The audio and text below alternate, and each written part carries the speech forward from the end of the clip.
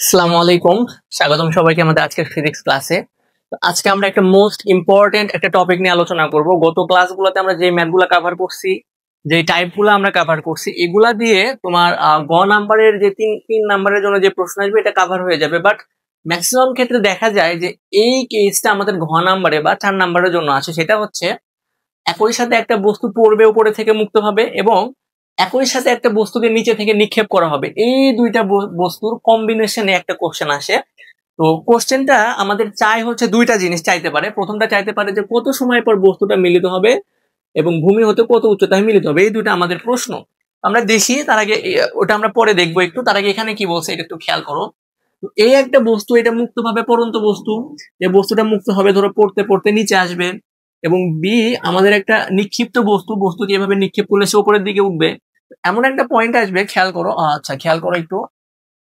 এটা হচ্ছে আমার এ পয়েন্ট, এইটা। আর এটা হচ্ছে আমার বি পয়েন্ট, লালটা। এদিকে খেয়াল করো, বিটা হচ্ছে লাল। এইভাবে যখন দুইটা বস্তু আসবে, এইরকম কোন একটা মোমেন্ট আসবে, এরকম একটা মোমেন্ট, যে মোমেন্টে দুইজন দুইজনকে অতিক্রম করবে, এটা বলছে। এই যে অতিক্রম করলে এই পয়েন্টটা, এই যে এই পয়েন্টটা, যে পয়েন্টটাতে একজন আরেকজনকে অতিক্রম করবে, এটা ভূমি হতে এটার উচ্চতা কত এটা জানতে চাই। এবং দুইটা বস্তুকে একই সাথে যখন আমরা ছেড়ে দিব এবং নিক্ষেপ করব, এই সময়ে এই দুইটা বস্তু কত সময় পরে মিলিত হবে বা কত সময় পরে একজন আরেকজনকে অতিক্রম করবে, এই প্রশ্নটা আমাদের সলভ করতে হবে। তো এটা সলভ করার আগে আমরা একটু এইখানে আসি যে আমরা কোন সূত্রটা অ্যাপ্লাই করব। সেটা হচ্ছে যে যেহেতু এই কেসের জন্য আমাদের সময় নিয়ে ক্যালকুলেশন করতে হয়, সময় বের করতে হয়, এই জন্য আমরা এই সূত্রটা ইউজ করব না, নিচেরটা ইউজ করব না, আমরা উপরের দুইটা ইউজ করব। কিন্তু এই ক্ষেত্রে আমরা উচ্চতা নিয়ে ডিল করি। একটু খেয়াল করে দেখো কত উচ্চতায় মিলিত হবে। এই জন্য আমরা এই সূত্রটা ইউজ করি না, যেহেতু এখানে কোনো উচ্চতা নাই, আমরা এইটা ইউজ করব। তাহলে তার আগে আমরা একটু জেনে নিব যে কার জন্য সরণ কতটুকু। একটু সহজভাবে বলি, ধরো এখানে একটা ছেলে দাঁড়ায় আছে, আর এটা হচ্ছে তার স্কুল। সে যদি স্কুলে এভাবে ঘুরিয়ে ফিরিয়ে পেঁচিয়ে পেঁচিয়ে যায়, এই কালোটাকে বলবো হচ্ছে আমরা দূরত্ব। দূরত্ব এবং যদি সে এখান থেকে সোজাসুজি এখানে যায়, এটাকে বলবো হচ্ছে আমরা সরণ। লালটা হচ্ছে আমার সরণ। তাহলে সরণ কেন বললাম? এইখান থেকে এইদিকে যাত্রা শুরু করবে। আবার কেউ যদি ধরো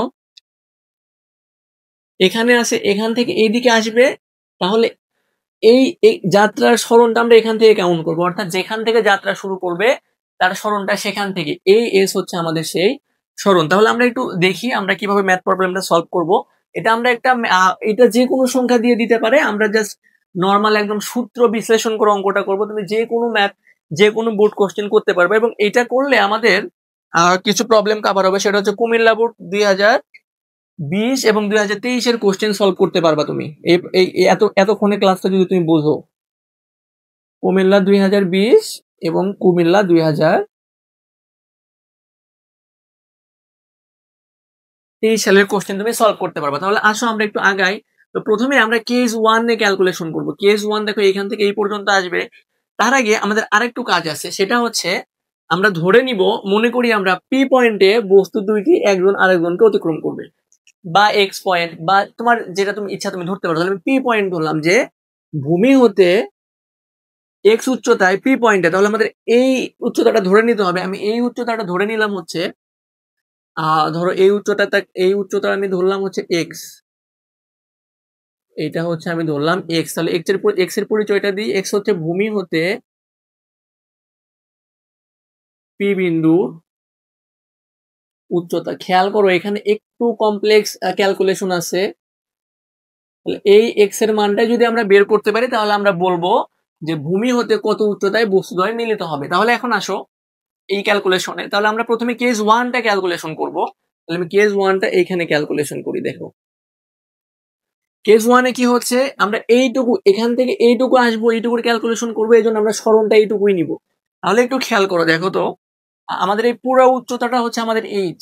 এই পুরো উচ্চতা হচ্ছে আমাদের এইচ। তাহলে আমরা ভূমি হতে এইটুকু জানি। এখন আমরা এইটুকু একটু বের করে নিই। এইটুকু আমাদের লাগবে। কেন লাগবে আমি বলতেছি, দেখো। তাহলে আমি দেখো তো একটা কাজ করব। উচ্চতা এইচটা আমি এই পাশে দিই, মনে করো এইটা মনে করো আমার এইচ। তাহলে দেখো তো আমি এইচ ইকুয়াল টু লিখবো, এই কালো অংশ, এই পুরোটা হচ্ছে আমার এইচ। তাহলে এই এইচ ইকুয়াল টু আমি লিখবো এই কালো অংশ প্লাস এই লাল অংশ। তাহলে আমি একটু লিখি, দেখো কালো প্লাস লাল। আচ্ছা, লালটা লাল কালি দিয়ে লিখি, কালো প্লাস লাল। একটু খেয়াল করো, দেখো এই কালো প্লাস এই লাল সমান এই পুরো ডিস্টেন্স হচ্ছে আমার এইচ, এই জন্য আমি লিখছি এইচ ইকুয়াল টু কালো প্লাস লাল।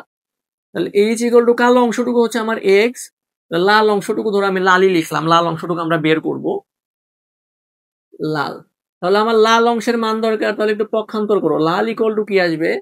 আচ্ছা, লাল এক্স প্লাস লাল, এটা ডান পক্ষ এটা বাম পক্ষ, তাহলে আমি ডান পক্ষ লিখলাম, ডান পক্ষকে আমরা বাম পক্ষে পার করলাম, এটা করা যায়, তুমি পুরা ডান পক্ষকে লাল পক্ষে পার করতে পারবা, ডান পক্ষকে বাম পক্ষে, আবার পুরা বাম পক্ষকে তোমার ডান পক্ষে পার করতে পারবা।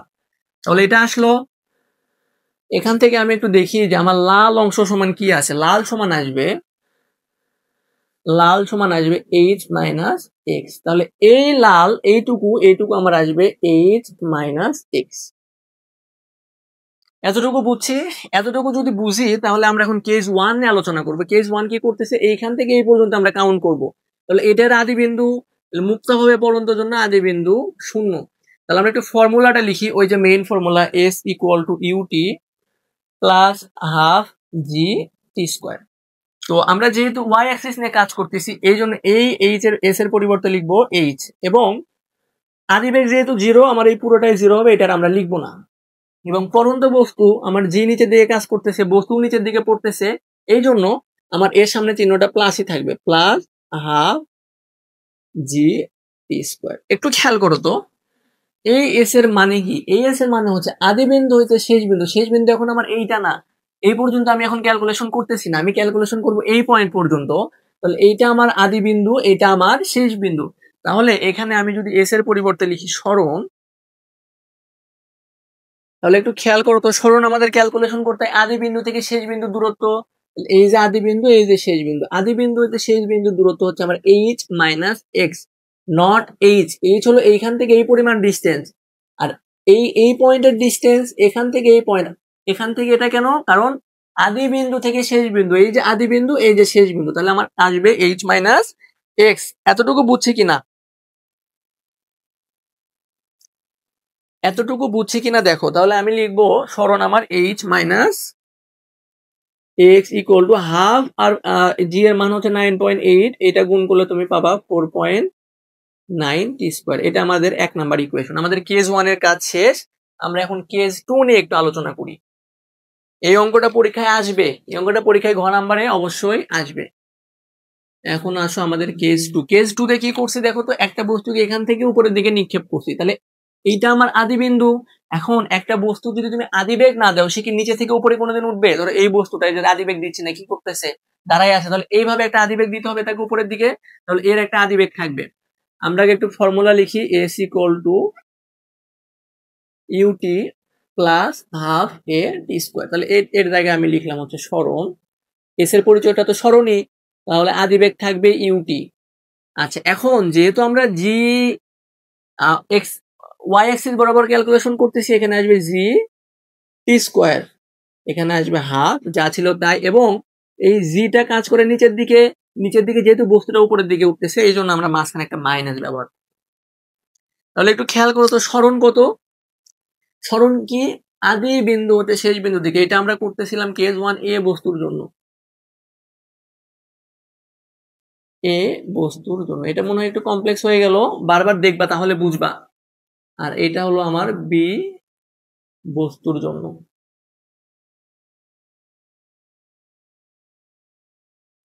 বি বস্তুর জন্য, তাহলে সরণ, সরণ কিভাবে বের করবো? বি বস্তুর আদি বিন্দু হতে শেষ বিন্দু, তাহলে এটা আমার আদি বিন্দু, এই ক্ষেত্রে নিক্ষিপ্ত বস্তুর ক্ষেত্রে এটা আমার আদি বিন্দু, এইটা হচ্ছে আমার শেষ বিন্দু। আদি বিন্দু হইতে শেষ বিন্দুর দূরত্ব তুমি কত ধরছো দেখো তো, এই যে এক্স। আদি বিন্দু হইতে এই বিন্দু হতে এই বিন্দুর ডিস্টেন্স হচ্ছে এক্স, এখান থেকে এই পর্যন্ত নিব, যেখান থেকে যাত্রা করবে সেখান থেকে শেষ বিন্দু পর্যন্ত। তাহলে আমি সরণের পরিবর্তে লিখবো হচ্ছে এক্স। এবার এখানে আসবে u t minus half g t square, এটা আমি দিব ইকুয়েশন 2। যা, আচ্ছা, তো যেহেতু আমাদের দুইটার ভ্যালু বের করতে হবে, আমরা আমাদের এইখান থেকে একটা ভ্যালু বের হবে, এবং দুইটা ইকুয়েশন, তো দুইটা ইকুয়েশন আমরা সলভ করব, সলভ করলে আমরা একটা ভ্যালু পাবো। তাহলে 1 নাম্বার আর 2 নাম্বার ইকুয়েশনটা যদি যোগ করি দেখো তো কি আসে, তাহলে 1 যোগ 2 যদি করি, তাহলে 1 যোগ 2 মানে কি? 1 নাম্বার ইকুয়েশনের বাম পক্ষ প্লাস 2 নাম্বার ইকুয়েশনের বাম পক্ষ হচ্ছে x ইকুয়াল টু 1 নাম্বার ইকুয়েশনের ডান পক্ষ 4.9t স্কয়ার প্লাস 1 নাম্বার ইকুয়েশনের বাম পক্ষ প্লাস ut মাইনাস এইটা দিয়ে এটাকে গুণ করলে g এর মান 9.8 দিয়ে হাফ কে গুণ করলে আসবে 4.9 t স্কয়ার। একটু খেয়াল করো সেটা হচ্ছে এখানে প্লাস 4.9 t স্কয়ার এখানে মাইনাস 4.9 t স্কয়ার, তাহলে plus 4.9 t square minus 4.9 t square কাটা, তাহলে আমার থাকবে আর এখান থেকে প্লাস এক্স মাইনাস এক্স কাটা, তাহলে এইখান থেকে আমার একটা ভ্যালু আসবে সেটা হচ্ছে h ইকুয়াল টু ut। তাহলে এইখান থেকে আমরা টিটা বের করবো কারণ টি আমাদের আননোন রাশি। টি আননোন রাশি কেন? আমাদেরকে বের করতে বলবে যে কত সময় পরে মিলিত হবে এবং ভূমি হতে কত উচ্চতায় মিলিত হবে। তাহলে আমাদের স্টেপ 1 এখানে আসতে হবে। যদি আমাদের কত উচ্চতা চাই তাহলে স্টেপ 1 আমরা এইটা করব, এইটা করে দেন আমরা স্টেপ 2 এ আসব। স্টেপ 2 এ আমরা তারপরে আসব। তাহলে এখান থেকে আমার টি বের হবে। এখন এই টি এর মান যদি আমি এই ইকুয়েশনে বসাই এখান থেকে আমি x পাবো, কারণ x টা তুই আমি বের করতে চাচ্ছি। একটু খেয়াল করো এখানে এই ইউ এর পরিচয় কোনটা দেখো তো। এই ইউ এর পরিচয় হচ্ছে নিক্ষিপ্ত বস্তুর যে আদিবেগ সেটা, নট পরন্ত বস্তুর আদিবেগ। পরন্ত বস্তুর আদিবেগ 0। হ্যাঁ, এইভাবে ক্যালকুলেশন করলে তুমি নিজেই বুঝবা কোনটা বের করতে বলছে। আচ্ছা, তাহলে এখান থেকে আমরা বের করব। তাহলে টোটাল উচ্চতা ডিভাইডেড বাই নিক্ষিপ্ত বস্তুর আদিবেগ। এটা আবার সূত্র আকারে কেউ মুখস্থ করতে যেও না, তাহলে বিপদে পড়বা। এটুকু যদি আমরা বুঝি, এই ভ্যালুটা যদি আমি এখানে লিখি টি এর মান, তাহলে আমি একটা অ্যান্সার পাবো। তাহলে h minus x equal to 4.9 into h by u whole square. তাহলে এইখান থেকে ক্যালকুলেশন করে তুমি পক্ষান্তর করলে এই x এর একটা ভ্যালু পাবা। এই x টা কি ছিল? ভূমি হতে এই পি বিন্দু দূরত্ব যেই বিন্দুতে মিলিত হবে, এবং টি কি ছিল? কত সময় পর মিলিত হবে। তাহলে আমরা ধরে নিছিলাম x হচ্ছে ভূমি হতে টি বিন্দুর উচ্চতা এবং টি হচ্ছে মিলিত বা পরস্পরকে অতিক্রম করার